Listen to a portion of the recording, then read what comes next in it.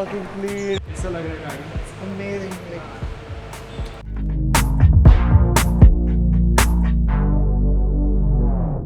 The whole thing started on 30th of March, and honestly, I was terrified. I was not ready to go without my car for 20 days. But little did I know it wasn't just going to be 20 days. Let me give you a glimpse into the brain of a project car enthusiast. Choosing a color isn't just about picking something that looks cool. I spent 6 to 7 months planning this. 6 to 7 months of sleepless nights overthinking every single detail. I needed a color that would look eye-catching but subtle. It couldn't absorb too much heat in the sun, and most importantly, it had to match with the factory interior, because messing with the interior paint just doesn't last long. I went through 2012 factory catalog, Pinterest boards, connecting the dots. Crazy, right? But that's the level of obsession that goes into a build like this. Today, the planning stops, the execution begins. Now here's the reality of building a car while working a 9 to 5 job. Weekdays are for the grind, which meant I only had 2 days a week, the weekends, to actually go down and shoot content. Every time I dropped by on a Saturday, the guys had already knocked out most of the heavy work. But I have to give a massive shout out to the paint shop team. They were absolute legends. Knowing I couldn't be there during the week, they actually grabbed the camera, shot the footage for me, time to time. They gave me total freedom to shoot whenever I was there, and honestly, I'm genuinely going to miss hanging out in that shop.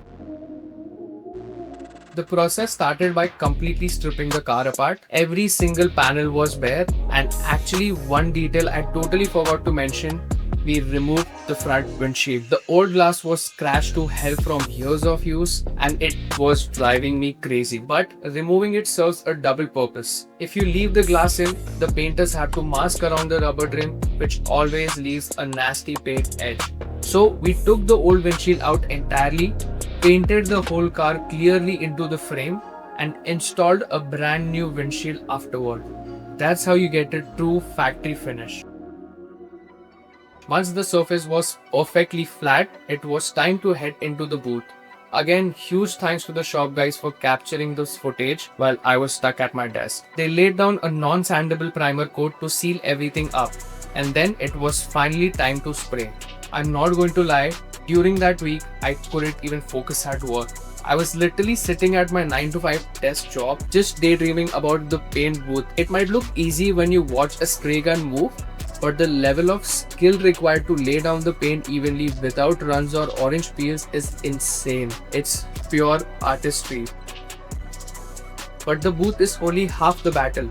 After the paint dried, the team went back into the wet sand the entire car. They do this to cut down any tiny dust bubbles or imperfections in the paint. Once that was leveled out, they brought out the buffers to polish everything up. And as the compound cleared away, it was time for the reveal.